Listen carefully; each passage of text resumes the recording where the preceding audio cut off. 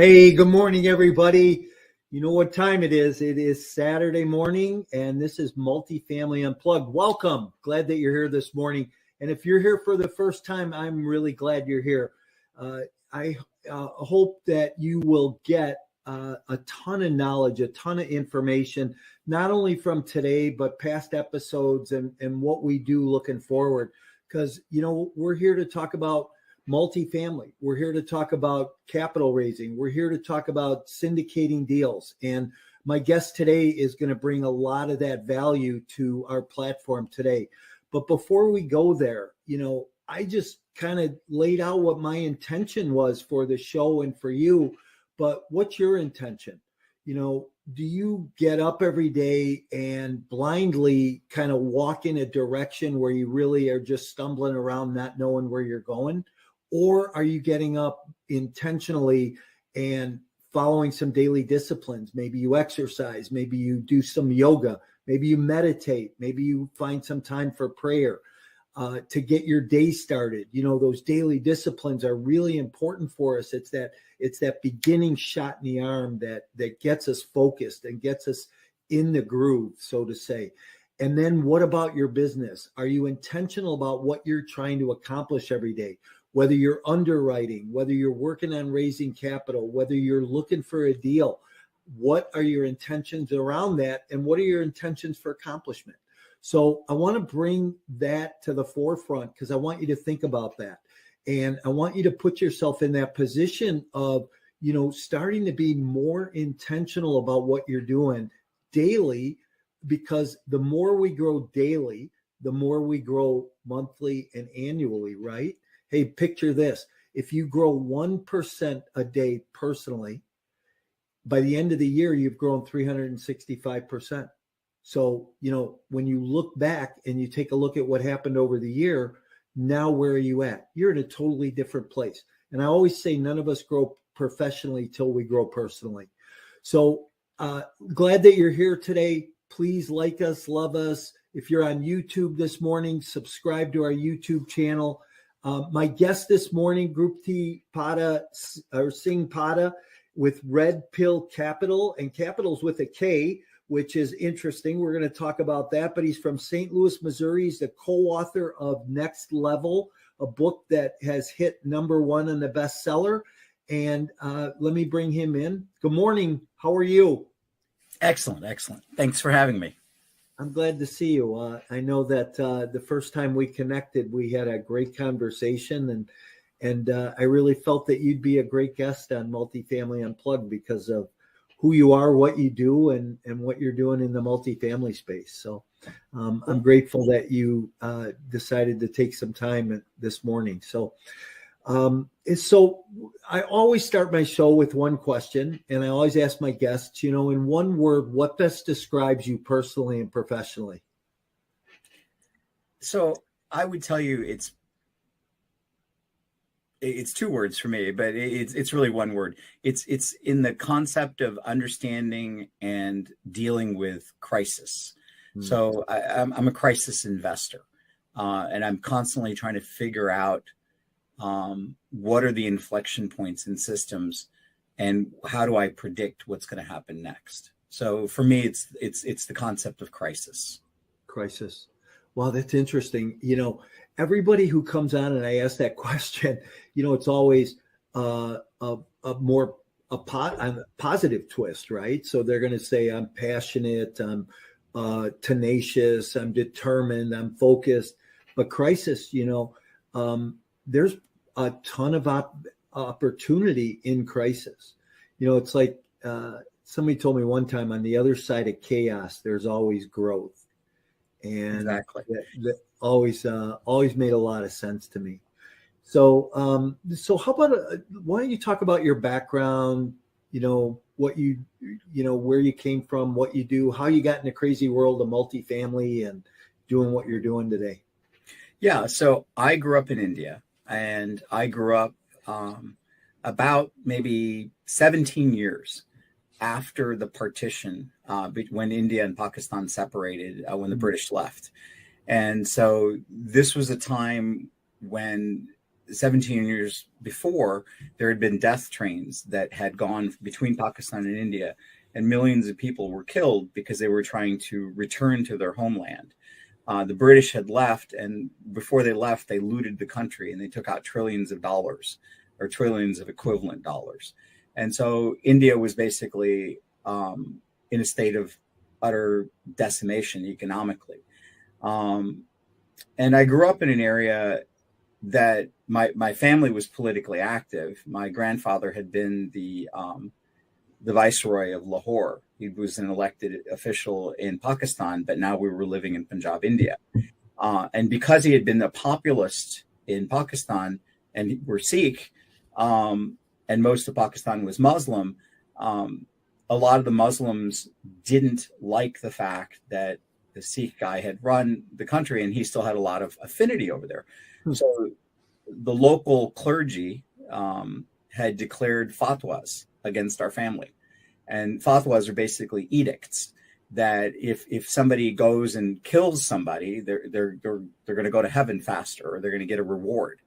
And so as a little kid, I grew up under the constant fear of being poisoned or killed.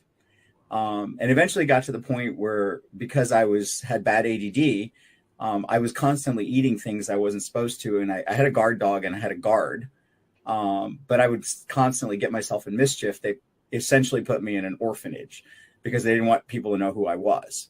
And so I ended up living for a couple of years, not seeing my parents. And this was back when I was like 2 years old.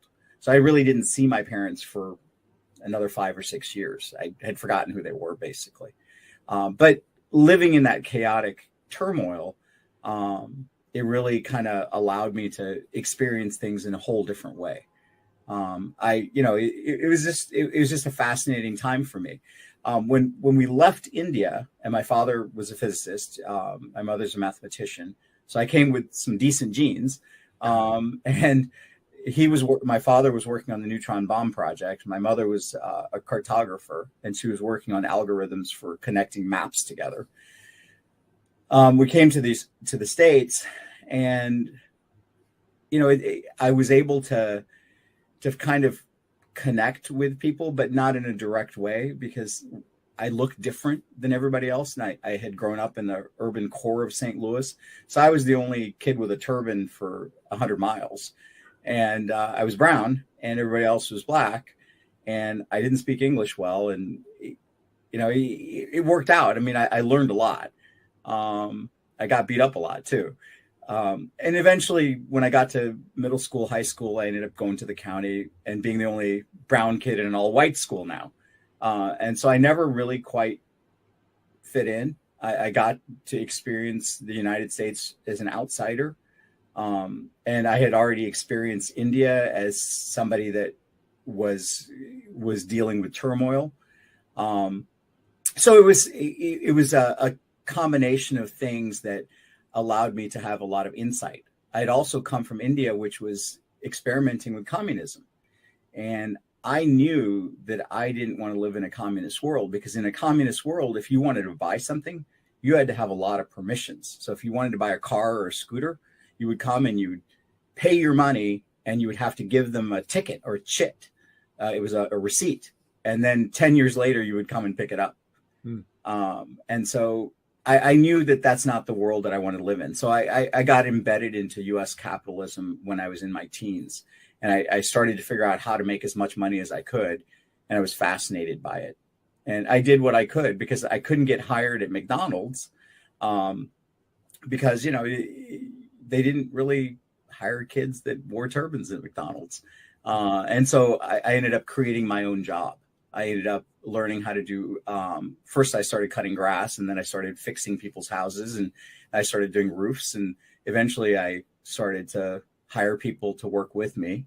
And eventually I got to the point where I had enough of crews working for me that they would drop me off at high school in the morning, because I couldn't drive, but they could. And so I would answer their questions by the payphone in the high school cafeteria during lunch. And so those are kind of my beginnings. That's how I got into construction. That's how I started to understand how systems work. that's kind of how I ended up understanding what crisis is and understanding how to live at the edge of crisis. Crisis is basically when you have chaos, but there's tremendous opportunity right there. It's the edge of that.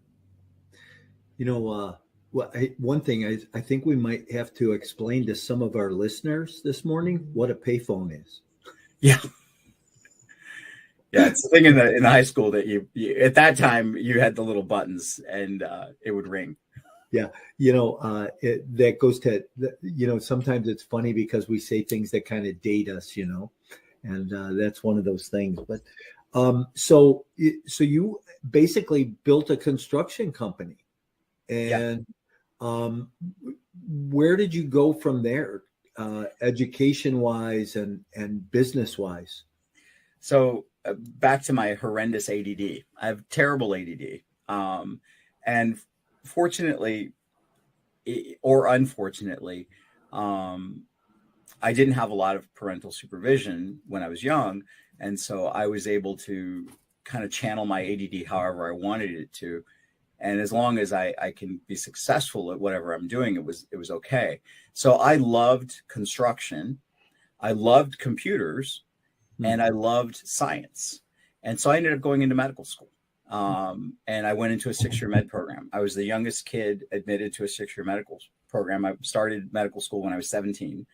And I graduated, I think, 6 years later when I was 22, 23. And I'm an adrenaline junkie. And so I wanted to do something with a lot of adrenaline. And I ended up doing surgery at Cook County Hospital in Chicago because I loved the concept of that fast movement and all of the things associated with it. So I ended up that way. But at the same time, like I said, I have ADD. So I kept investing in multifamily investing. I kept buying buildings. That's how I got through medical school. That's how I paid for it. I would buy and sell and flip. And I just didn't know it was called flipping. I just knew that I would buy something cheap. I'd fix it up a little bit and I'd sell it. Yeah. Or I'd buy something. Hang on one second. So I want people to get this. I want people to understand this point and don't want to just breeze over this. But you put yourself through medical school flipping small multifamily properties. I flipped everything I could. But yeah, I flipped small multifamily. But sometimes I would flip a warehouse. Sometimes I would flip a multifamily. Sometimes I would flip. I would look basically. I'm an opportunist, and so I would look at all of the auctions that were upcoming. I'll give you an example that's kind of seems strange, but there was an opportunity. I ran across an auction that was in the middle of winter in Kansas City, and I realized that there was a snowstorm that day. I'm like, I bet you nobody's going to be there. And I ended up buying a warehouse, and I'd never been in the warehouse. It was a bonded warehouse. And I got a couple of people to give me some money because I needed about 10,000 and I had about 2. And so I got 4 or 5 people to collaborate with me. We put about 10 grand together. We went to the warehouse auction thinking there's no way we're going to get this because it's a giant warehouse, but we were the only ones there. And so we ended up getting it at the opening bid of 10K. And when we finally got into it the next day, it broke the locks, got in, realized that it was filled from floor to ceiling with waterbeds. And all of a sudden now we were in the waterbed business. So that spring we spent with U-Haul trucks traveling all over the Midwest with U-Haul trucks filled with waterbeds, selling them at gas stations. And then we ended up selling the property and we ended up selling the land. So we tried to make the best out of whatever we had. We made a lot of money. I mean, it paid for my entire tuition that semester. Wow. And I wouldn't call it syndication because that would be improper, but that's what we basically did is we all collaborated together and we pooled our money and bought this. Well, that's kind of a joint venture type deal. When you have a couple people and, you don't have the SEC filings and that it really becomes more of a joint venture type opportunity, right? Yeah, it is exactly what it was because there was and we all worked for it. I mean, we all hustled, we all went out and sold, and I went up to Chicago with a truck of waterbeds. See, this fascinates me, though. I mean, how could somebody, and obviously, if it's filled with waterbeds, it had to be a supplier or a waterbed retailer that just abandoned all that stuff. It was a waterbed company out of Canada, we found out when we got in there and saw the paperwork that was sitting around. And they had gone out of business in Canada, and they had not paid their issues in Kansas City. They hadn't paid their mortgages. And so it was a bonded, secured warehouse, and everything was locked up. Nobody had gotten into it. Wow. And so we ended up making some decent cash. It's kind of like, you ever watch Storage Wars? Exactly. Yeah, it's kind of like Storage Wars. Wow, you open up and you don't know what you're going to get. Yeah, right. Exactly. Boy, that's a fascinating story, though. So go ahead. What was the next step? Well, so meanwhile, here I am doing surgery at Cook County, and I got a little bored because I liked surgery, but it wasn't thoughtful enough. I liked the mental models of things. So I went into anesthesia, and then I went into pediatric anesthesia. Then I went into interventional pain. And then, 20, 30 years later, I'm running an interventional pain shop in St. Louis City. And all the while, I've been steadily investing in commercial real estate. So we're at the point now, I've been doing this I'm 58 now. I've been doing this since my first property I bought when I was like 16, 17. I've been doing this a long time, and, I love it because if the mental model for me is to identify things that other people don't see. So, for example, I just did a deal. I've done 3 deals in the last couple months. I just did a deal where a California investor bought a 28 unit. It was about a 28 unit. And they paid something in the neighborhood of $1.8 to $2 million. I ended up buying it from them because they couldn't manage it. And they didn't understand the St. Louis marketplace. I ended up buying it for $650,000. Wow. And the thing cash flows, and it cash flows ridiculously well. That's the kind of stuff that I go after. Is I look for asymmetric return. I look for opportunity that other people don't see. And so that the whole goal is to identify those unusual opportunities where there's a high upside and a low downside. And you can usually do that if you're not completely investing in the hood. I don't like to be in D grade areas. I like to be in the B minus C plus area. I don't mind taking some risk, but I'm really looking at what can I do with the knowledge in my head to make something worth a lot more money and make it operationally better. And most people screw up operations. And because I have a good construction background, I'm able to see things that other people can't see, how to fix things. So explain that comment you just made, that most people screw up operations. Yeah. So it's easy to negotiate for a property. I mean, little kids are born as inherent negotiators unless we beat it out of them, unless we completely just deject them. They're really good born negotiators. And so we have a negotiation skill that we're pretty good with. But the operations of how to do things is where the value is. I can negotiate like crazy. My mother was just an amazing negotiator. She taught me a ton. But it's the operational issues. When you look at a property and you ask yourself, what does this community need? And how am I going to get there? So I'll give you an example. Here I am. I've got this property on Broadway, and it's downtown St. Louis. It's in a rough area. And there's a lot of hookers there. There's a ton of hookers, and the hookers drive a ton of volume for themselves, but at the same time, they destroy the community. And so how do I get the hookers to leave my property and go to the park, go where it's somewhere else? And that way I don't have nefarious actors on my property. And so I tried everything. I tried contacting the police. I tried doing this. I tried the alderman. None of it worked. Basically, the police ignored me. The alderman said, I can't do anything about it. Or alderwoman said, I couldn't do anything about it. So what I did was I said, they're there because they're comfortable, and they're comfortable because of the lighting. There's not enough light. And just like anything, if you add a little bit more light, it's the Deming effect. If you add a little bit more light, people go, oh, somebody's paying attention to me. And so I added a ton of lighting, and I put motion detector lighting up around my building. So because my building occupies an entire city block. And so I put it up on the outside, and I put it up high enough that they can't throw rocks at it to turn it off. And then doing that, it eventually taught them that they shouldn't be hooking in front of my building. They can go a block away to the park where there's no light, and they can be okay there.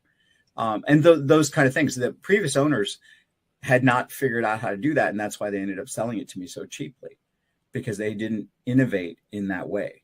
And there's a million other things to look at. There's what you're trying to do is you're trying to make silk purses out of sow's ears, and that's what real estate investors do. A good real estate investor can take the worst situation and make the best of it, and that's our job. Yeah. Something happens when you get involved in real estate where if you are a long-term investor and you're in it for the long haul, it becomes part of your DNA. I think it gets in your blood. And I'm hearing from you how, you've been doing this since you were 16. And you mentioned a word that I think is really important, and that's consistency. Continually doing it over and over again and getting good at what you do. But it becomes part of who you are and your DNA. And I think that's reflective in the conversation with you. Are you syndicating any of your deals today, or are you doing everything on your own? No, I syndicate and I do on my own. So I look at things as tiers. If it's close to me, if it's in my immediate hour and a half distance, and it's a high risk, I will not syndicate that. My feeling is I will never expose somebody else to the same risk or challenge that I would do myself, because it's not fair to them. Are you ready to skyrocket your investment portfolio and leave a legacy? Are you tired of inconsistent returns received in the stock market? Do you think that it may be time you take a look at alternative investment options? Passive investing in multifamily real estate could just be that option for you. With no tenants, trash, or toilets to take care of, but providing a solid return on an annual basis that outperforms traditional investing, including monthly and quarterly returns along the way. These lower risk, secure assets are a sure hedge against inflation. If you want to learn more about these types of opportunities, you can email me directly for a 15-minute consultation to see if you qualify. Just email me at mike@mikemorawski.com. They don't understand the risk characteristics of what I'm going to deal with. I know that if I lose money at it, or if I don't make as much as I should, it's my own damn problem. So I will not syndicate a deal like that. I'll only syndicate a deal that's B+ or better. And I really want to be very careful with other people's money, because I want to guarantee them a rate of return. And I know that you can't do that, but in my heart, I look at it going, I want them to have a great experience. Yeah. And so if it's a bigger project, and I'll co-syndicate, I'll syndicate. We've done all kinds of projects. I mean, I've worked with Neil Bawa, helped him and raised almost $100 million. And we've raised smaller amounts for other projects. So it really depends on the project. I've done small projects, a couple million, 4 or 5 million. I've done huge projects. But when I'm syndicating, I'm very, very particular what the characteristics are of that project, because my reputation's on the line, and I don't want anybody to have a bad experience. Yeah. And I'll go back to something that you mentioned, and I think it's really important, about constantly educating and constantly having consistency in what we do in multifamily. The reality is that multifamily is a vehicle. It's not an end in itself. Multifamily is a vehicle to achieve something greater. And we use this tool to do that. But recognize that you have to layer your tools. You cannot be a one-trick pony. And so if you do multifamily, how do you do multifamily? And then with the consistency, how do you educate yourself in a manner that you're constantly learning? And so there are some not troubling, but there's interesting things that are happening in multifamily that are worth looking at. I mean, certainly we have this interest rate shock, and what you're going to see, St. Louis, was number one in the cities where they expect multifamily to crash in the next 1 year. Mm-hmm. And because it's the highest default rate in the country with the lowest debt service coverage ratio. So if you overpaid and you were a California investor, you're going to have a problem, because 15% of all St. Louis real estate that's multifamily is going to crash in the next year.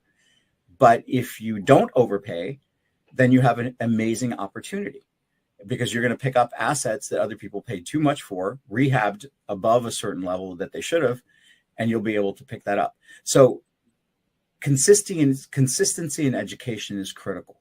You have to kind of predict what's going to happen next. And so certainly the interest rates is one factor. Certainly debt service coverage ratio is a factor. But other things is the effect of technology. We're going into an area, and I know that people talk about crypto, and I know that it's overhyped. I get it. I mean, we know that crypto is a Wild West phenomenon, but that's not the value of crypto. As a multifamily investor, the value of crypto is that you can have a Web3 enabled portal that somebody can pay you without you having to go to a connection on their bank. And they log into your portal and they say, hey, I need to pay my rent. And boom, there it is. And the cost of that transfer is zero. And there's an authentication and there's a handshake, and there's a validity. Well, you take that same data element and you connect it to all of the other property elements, and you have all of your bills there, and you have all of your reports, and you have all of this systemic stuff built. And you put that together as an entity, and you've created something that didn't exist. And so it's easier for you to get funding and lending later. Mm-hmm. And so you have to constantly sharpen your tools. You have to constantly look at all of the available technology and the emerging trends and see where it's going to go. Mm-hmm. One of the big things, like a simple example, when you have a lot of multifamily and you're trying to rent them, you have to be able to understand what the algorithms are for rental. And a simple thing, like if you're trying to list your property on Zillow for rent, you have to update that property almost daily in order to stay at the top of the list. Yep. And so you have to be able to automate that somehow, because you're not going to pay somebody $20 an hour to automate that, to do that for you a couple times a day. And you have to be able to write different verbiage for your advertisements. And hence that's where ChatGPT comes in, because you can take the same advertising and you can have it rephrase it in a way that makes it more compelling and select your keywords. So you have to constantly innovate in how you approach these things.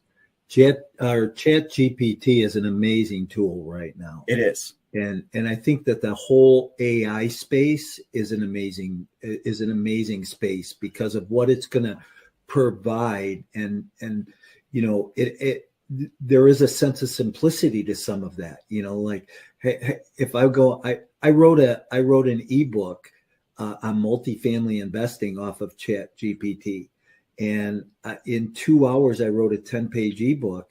And I said things like, okay, make this paragraph fun, tell a joke in here, do this, tell a story in here. And it was amazing what that tool provided. So, it's kind of cool where the world is going as a result of that. I'm glad you brought that up.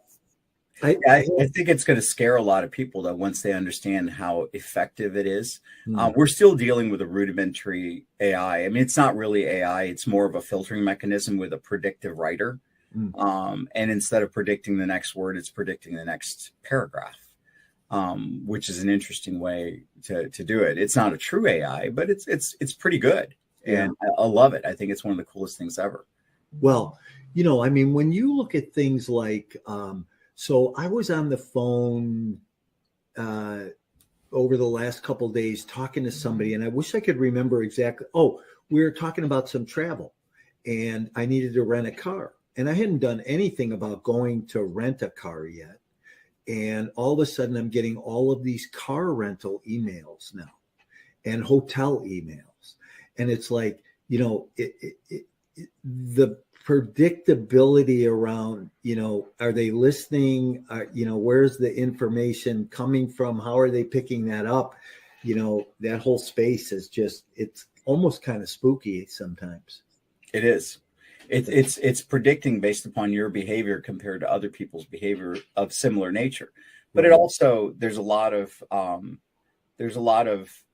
information clues that we leave just in what we do. And so the big tech companies are able to aggregate that to build behavioral models that make it interesting for them to sell to you, because their job is to make money. Yeah. And so they're going to figure out a way to sell to you at your time of need. Yeah. So two words come up in our conversation, this morning, and one is crisis. The other is risk. How do they inherently go together? Do they inherently go together for you? How do you mitigate those in your world? Yeah. So that's why I use the term asymmetric return. Crisis usually is connotated with high risk. I'm looking for crisis situations where I can disconnect the risk of the substance. And so that usually occurs when you can take a longer view at something and you can say, okay, I'm in an immediate cataclysm right now, but long term, and long term might be 6 months or a year, I'm going to be okay. I'm going to suffer now for a longer term gain, recognizing that there's a high risk, but the asymmetrical reward is much greater. Most human beings live in the minute to minute, day to day. They're the stock market investor, and they're watching their Apple go up $4 and they're watching their Apple stock go down $2, and they think that that's the universe with which they're living. But there's something different about Apple, and because I know something about Apple. So what's different about Apple that makes me think, well, I don't care about the $2 or the $5 or the $3 or the 10 or the 20. Well, what's different is if you actually understand what they're doing. Apple is fundamentally an AI company.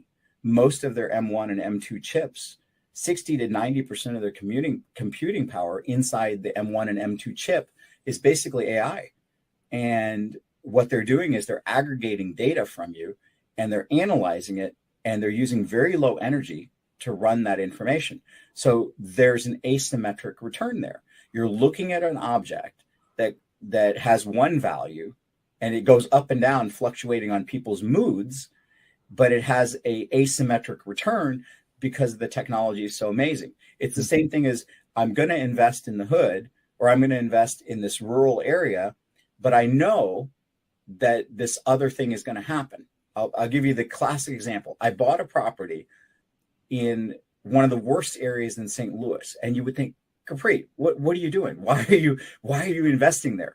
Well, what I had done is I had analyzed federal government statistics, and I had looked at centers for need for healthcare, and I had looked at federally qualified healthcare corporations, FQHCs, and they have to position them within certain narrow blocks. So based upon the block that they're supposed to be in, they get funding. And so I had looked at all of the funding opportunities. And so I had been targeting this, and I knew that there was some information being released on a Friday. I also know that inherently people that work in FQHCs are very lazy. So they're not going to read their email. So I saw the release on Friday at 5 p.m. I looked at it and I said, okay, well, within this 9 square block area, or this 3x3 area, this nine square blocks, they have to put an FQHC because that's what their funding is for. And they got a ton of money. Whoever does this has to do it in this 9 blocks. And so I went out and I drove the 9 blocks, and I identified every single building in that 9 blocks that could house an FQHC. I went out and I put every one of them, there were only 6. I put every one of them under an option contract to purchase that weekend. And by the time that the FQHCs figured out that they'd got the funding, which was the next week when they got around to it on Tuesday or Wednesday, all excited, telling the newspapers they got the funding, they went out and tried to find a building, and I had all of them under contract. And so then they had to negotiate with me, and I could set the price however I wanted. And I knew how much they were allowed to get because I'd read the contracts. So I knew exactly what they could afford to pay. Huh. And so I rehabbed it to what their needs were going to be. And I knew what they were going to pay me. And I did very well because I took a building that I got for $175,000 and instantaneously, based on cash flow, made it worth $800,000 in a matter of a month and a half. And so it's because I predicted, even though it's an asymmetrical return, even though it looks cataclysmic now, I know what the long term is going to be. And so isn't it the same thing that we do when we build a exit plan on a property, or we build a CapEx plan, or we take a look at a property that's being run and not being run efficiently? Same. Operations, from management style. I can't tell you how many property managers or on-site leasing managers and leasing staff say, if the owner would just do this and this and this, and you can take those people and breathe new life into them and inject some capital into a property, you can turn those assets around relatively smoothly and see those types of returns. It's similar to what you're talking about now. Yeah, exactly the same. And so that's what you're doing. So if you already are controlling the property, or you're getting into a property that has that asymmetrical return, that's your highest yield, because you're not having to build an entirely new structure. You can take a sow's ear and turn it into a silk purse for not much money. Yeah, I love that expression. Hey, let's talk about your book real quick. I know you co-authored a book, Next Level. Some really great people, Dennis Waitley, and talk about that a little bit. And so there's a book that came out. It's called Next Level Your Life. We released it about a week ago. We're in #1 category on Amazon. We're #1 in 31 categories, which is very unusual. It's a collection of vignettes and stories of people that are basically describing entrepreneurship and leadership styles, and describing how to deal with their life situations, how they dealt with them, and how it might be cross-applicable. I think it's interesting because you get a lot of different perspectives. So Tom Ziegler's in there, Kyle Wilson, Simon Bailey, and Dennis Waitley, I think, did the foreword. And so there's a whole host of people. It's about 20 of us. Mm-hmm. And we've poured our information into that. And Kyle kind of weaved it together and brought it together. Each one of us is in our own chapters, and each one of us is in our own story, but he weaves it together so that it turns into something amazing. Yeah.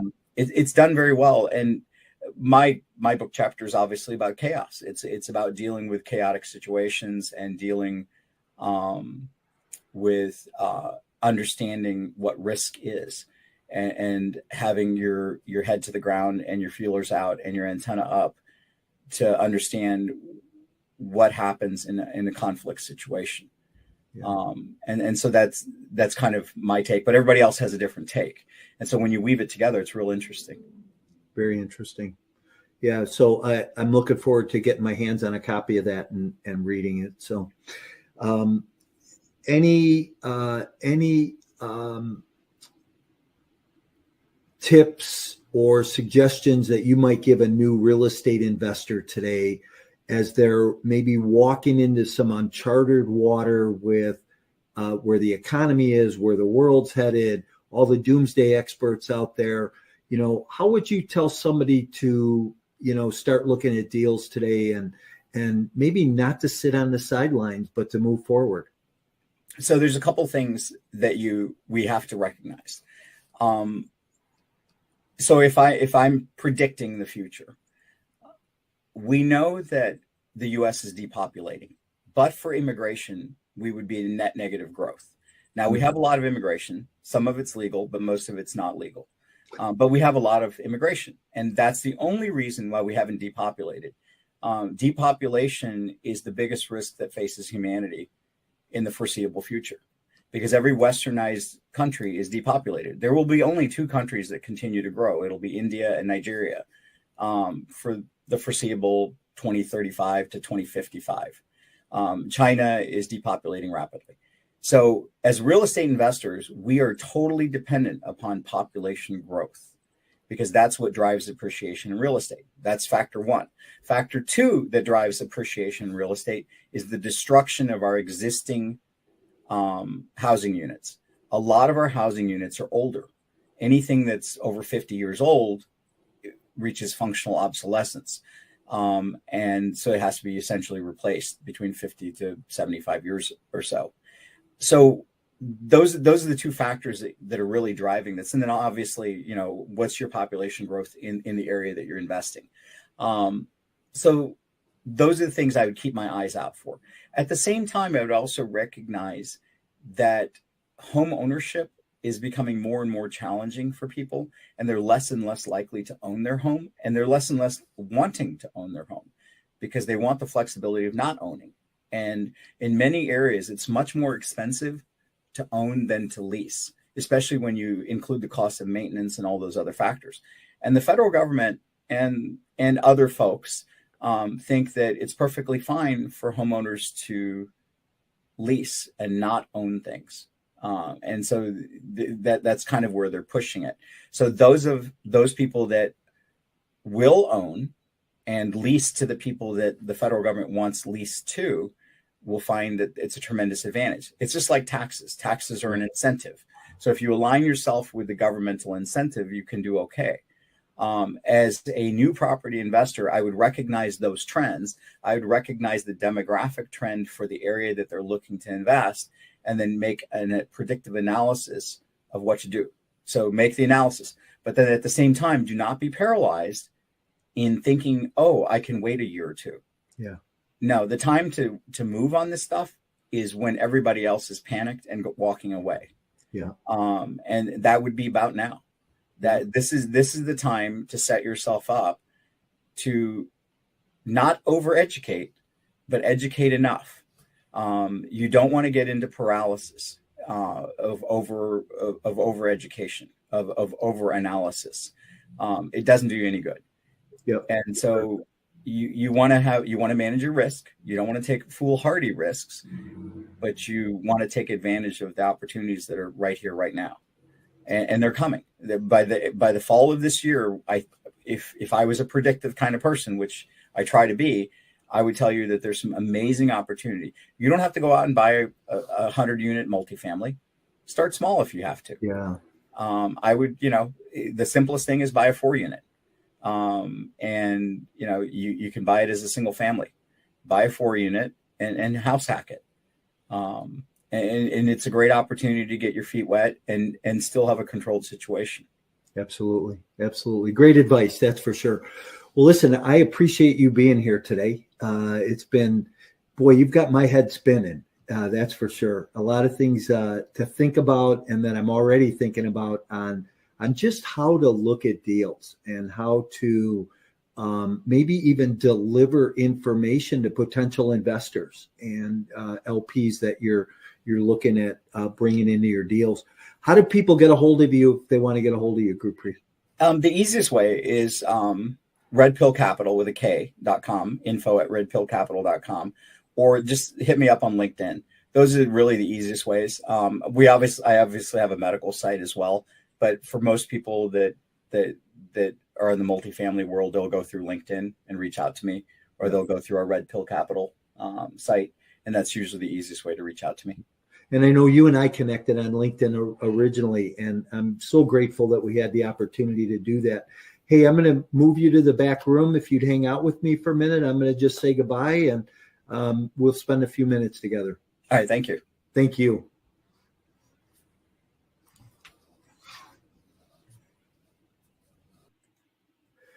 Hey, everybody. Wow. What an over-the-top show this morning. If you hadn't had your coffee yet and started to listen in, you might want to go back and listen to this again. There were a lot of golden nuggets for sure in what Gurpreet talked about.